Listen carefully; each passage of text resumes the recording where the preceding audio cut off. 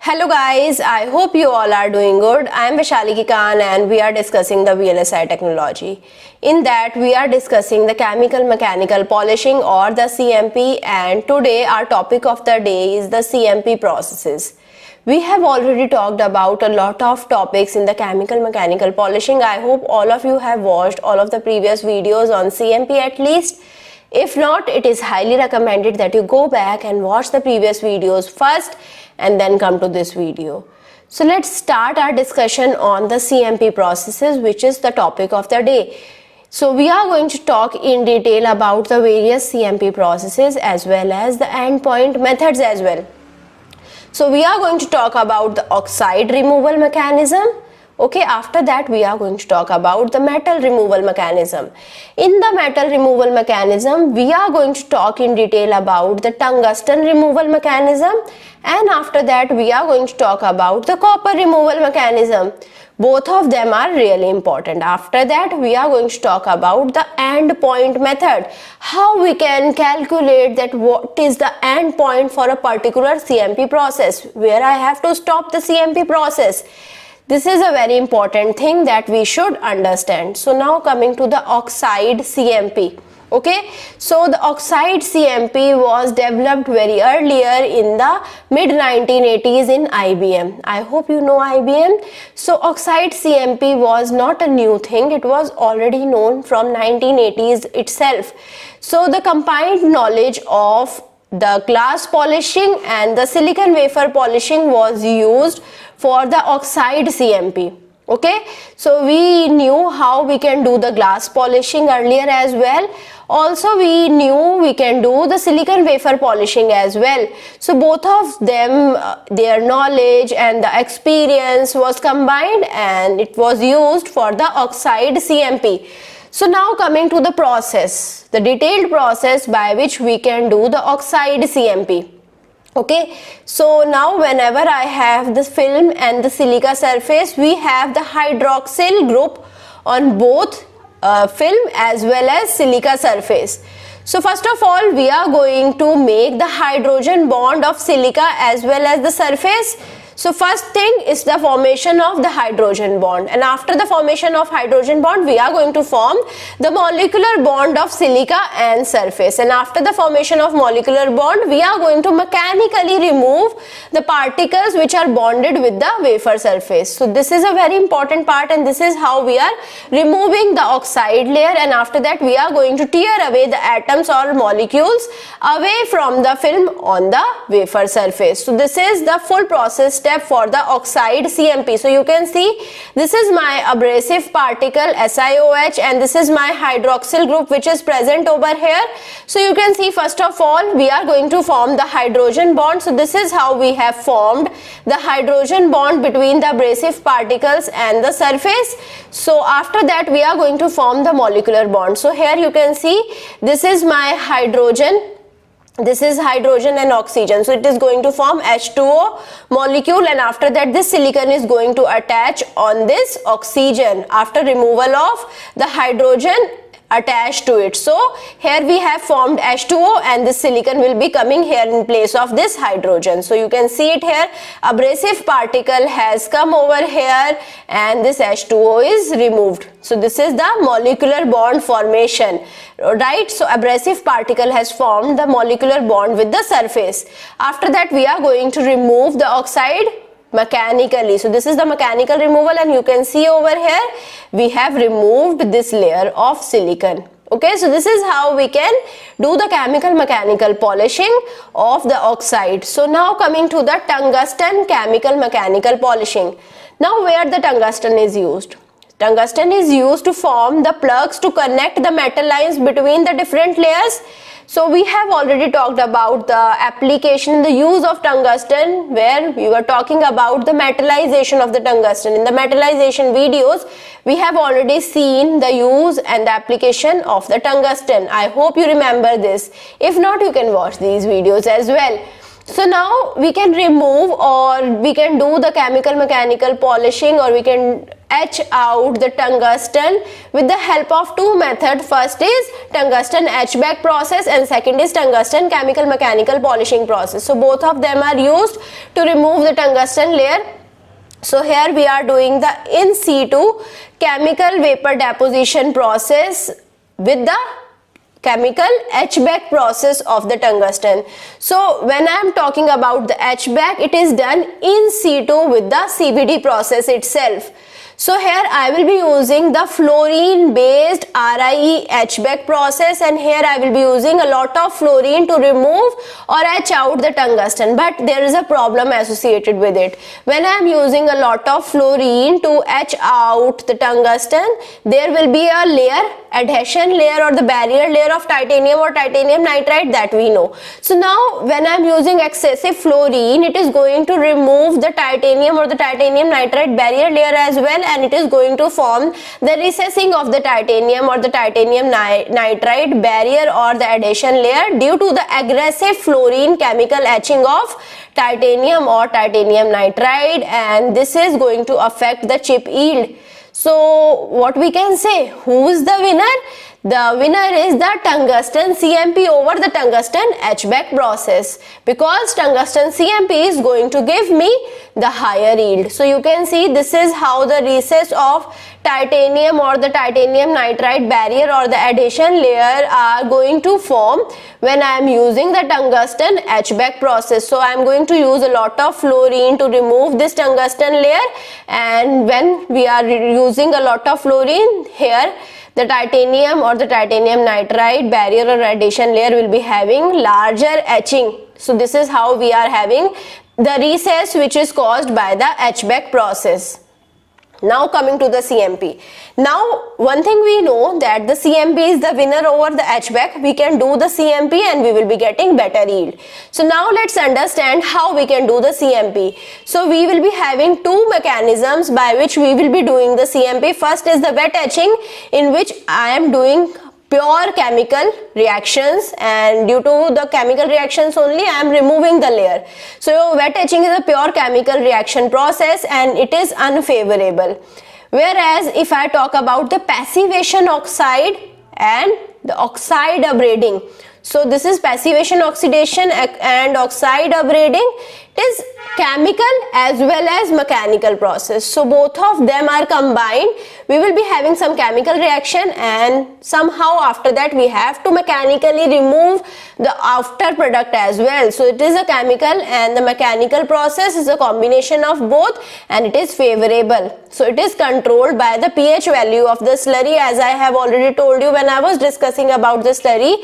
The slurry's pH value is very important, right? So now coming to the tungsten CMP chemical reactions, right?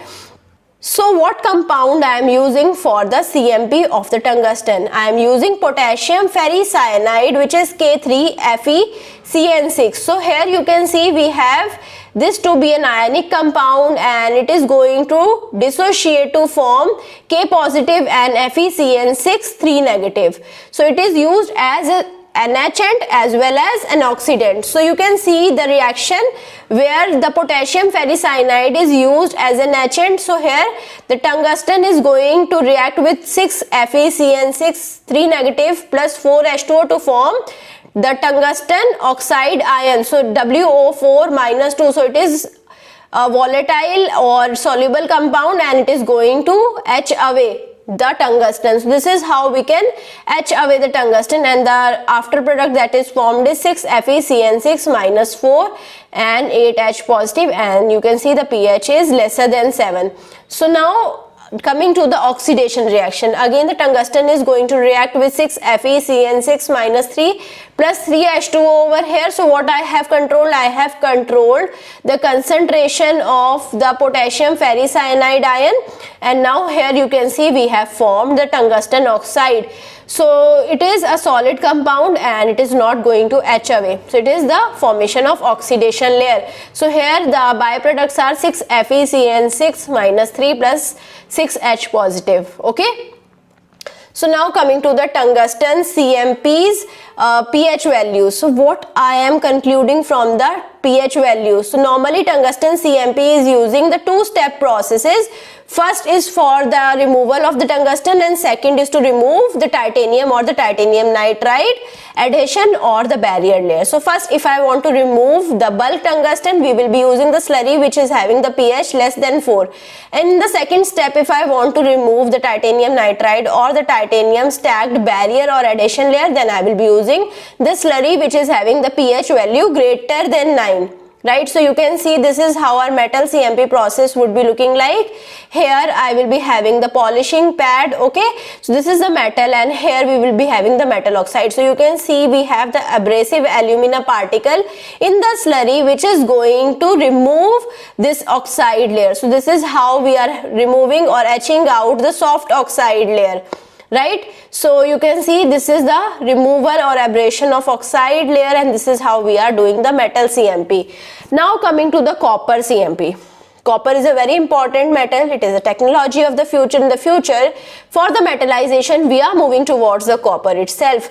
And for the metallization of the copper CMP is an important step. We cannot do the metallization of the copper without doing the chemical mechanical polishing of the copper, right? So first of all, we have to do the chemical mechanical polishing of the copper. So we have to understand how we can do the CMP of the copper. So now when I want to etch out the copper, the plasma etching cannot be done because in the copper we are not able to form the volatile inorganic compounds of the copper. The volatile organic compound of the copper can be formed, but it is not possible to form the volatile inorganic compound of the copper very easily. So it is the lack of volatile inorganic compound of copper which is making me move towards the copper CMP. So I can say copper CMP is the key process in the copper metallization process and we have to understand how we can do the copper CMP. So we are using the oxidant over here. The oxidant would be hydrogen peroxide or the nitric acid and we can use the alumina particle for the abrasion. Right, so we can use the hydrogen peroxide, nitric acid and the abrasion particles for the CMP of the copper. Now what has formed? So copper oxide is formed when I am using the oxidant. So CuO2 is formed which is porous. So we are not stopping at the single layer of the copper oxide like the way we were forming the single layer of the oxide of other metals. Because the copper oxide is porous, the oxygen atoms are going to penetrate through it and it is going to make the oxide in the deeper layers as well. So it cannot form a passivation layer on the top and it cannot stop the further copper oxidation. We will be having the further copper oxidation as we are increasing the time, right? So additive is needed to enhance the passivation. So we are using some additive like the NH3, which is the additive which is used in the slurry. We can use some other additives as well, which is NH4OH or ethanol or benzotriazole, which can also be used as a complexing agent to reduce the wet etch effect. Otherwise, we will be having the wet etch effect also present with the CMP of the copper. So here for the CMP of the copper, we are using the dual Damascene's copper metallization. Okay, so we are removing the bulk copper and the barrier tantalum layer. It is needed to be removed both by the CMP process. Now copper slurry cannot effectively remove the tantalum, so we can use the lengthy over polishing step for the tantalum removal and it can cause the copper recession as well as dishing effect. So I am going to show you how, if I am removing the tantalum layer, then the dishing effect or the recession effect is going to form on the copper. So you can see this is the copper deposition. After that we are going to form the copper CMP.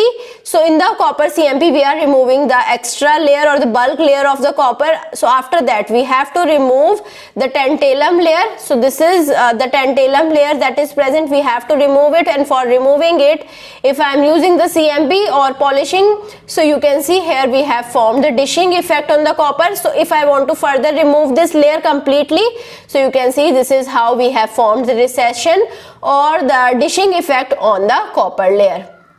So you can see this is a problem associated with this method, so we can use the two slurry polishing system. We can use the two slurries to polish the copper, and this is how we can form the CMP of the copper. So the first slurry remove the bulk copper layer only, and the second slurry is going to remove the tantalum barrier layer. The two slurry CMP process is going to reduce the copper recession and the dishing effect that we have seen. That was a problem associated with the one slurry method, and it is going to reduce the oxide erosion as well. So we can use the multiple polishing platons, greatly simplify multi-slurry CMP processing. So you can see we can use the multi-slurry method, and this is called the dual Damascene method. Okay, now coming to the CMP endpoint detection. We have to understand where we have to stop. Okay, we have to stop our CMP process, otherwise we are going to degrade the full wafer that we don't want. So we have to understand how we can find out the endpoint. So we are going to see how we can monitor the endpoint with the help of motor current and with the help of optical measurements. So now coming to the motor current CMP endpoint measurement. So when the CMP process is close to the end, polishing pad is start to contact and polishing underneath layer as well. So it has removed, let's suppose it had to remove the copper layer, it had removed the copper layer, now it is going to polish the underneath layer which is present below the copper. Then what will happen? The friction force will be there, and it is going to change. So current of the polish head rotatory motor will change to keep constant pad rotation rate. Right, so because the friction is changing and we have to rotate it at a constant rate, the current will change. Now I can monitor the change of the motor current, and this is how we can find the endpoint of the CMP process. So you can see this is how we can have the different motor current during the copper CMP. So this is how we can find out the oxide exposed condition. Right, so where the oxide is exposed, this is how the current is going to increase because the friction is changing. Here also the tantalum is exposed. You can see here we have the peak, and here you can see this is the copper exposed part, and here we have this small peak over here. So you can see this is how we will be having the output and the time condition, and with the help of time and output we can find out that when I am going to get the oxide exposed, and at this point I am going to stop. Okay, I can monitor the current and I can stop at this point. So this is my endpoint detection. So now coming to the optical endpoint detection of the dielectric. So you can measure the endpoint either by the motor current measurement or by optical measurement. So optical measurement is done with the help of the endpoint measurement by the thickness measurement. We can find out the reflected light which are interfering with each other. So we are having the coming light and the incident light and the reflected light. Both are going to interfere with each other.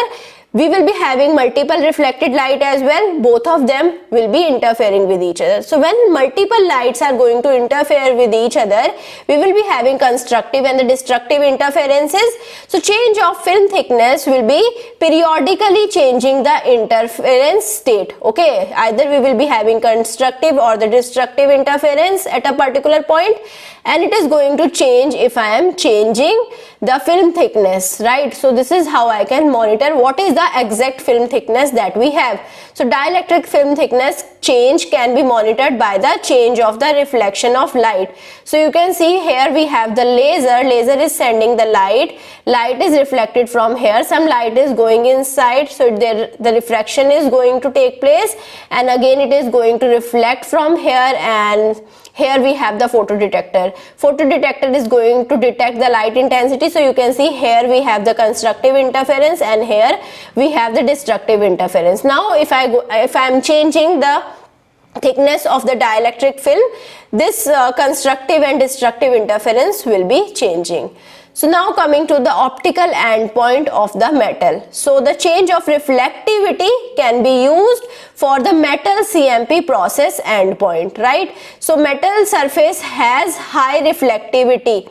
So we can find out the reflectivity. Reflectivity can be found out with the light only. So we are sending the light, we are finding out the reflectivity, and this is how I can find out that where my metal layer has stopped right? So when my metal layer would be there, reflectivity would be high. When my metal layer is not there, it has removed completely by the CMP process, then the reflectivity is going to reduce. So reflectivity significantly reduce when the metal film is removed, and this is how I can trigger the end point. So you can see this is how I have the photodetector over here, the laser over here. The laser is sending the light and it is detected by the photodetector. So now when I have the metal film, I have a high intensity light which is detected by the photodetector. But as soon as the metal film is removed and I am sending the laser, but you can see a very feeble light intensity is detected by the photodetector, and this is how I can compute the endpoint. So you can see the reflective intensity when the metal layer was present, and now if I increase the time, and at this point if the metal layer was removed, you can see significant reduction in the light intensity detected by the photodetector, and this is how I can calculate the endpoint of the metal CMP process. So these are some books which are really amazing book which you can refer for your further studies as well. Okay, and if you have some doubt, you can put the doubt in the comment and I am going to revert to you as soon as possible. I hope you like this session. If you like it, please push the like button, subscribe to the channel, and also do share it with your friends. Thank you so much.